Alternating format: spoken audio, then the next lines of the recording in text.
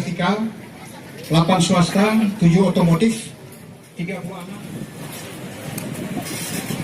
Baik, kita ucapkan terima kasih kepada Kepala Dinas Proyek Industri. Ini harapan besar tentunya bagi kita semua bahwa untuk seluruh masyarakat untuk dapat Muhammad Sallallahu Alaihi Wasallam beserta keluarga dan para sahabat beliau sekalian.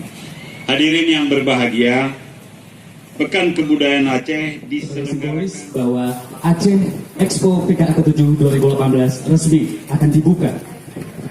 kami persilakan juga kepada Kesediaan dari para peserta dan juga para tamu VIP yang sudah hadir di atas panggung untuk bisa menerima rapai, untuk bisa melakukan. dan tentu saja Bapak Ibu dan hadirin yang berbahagia, dengan mengucapkan Bismillahirrahmanirrahim, ini dia pembukaan Aceh Expo PKA ke-7 2018. 3, 2, 1.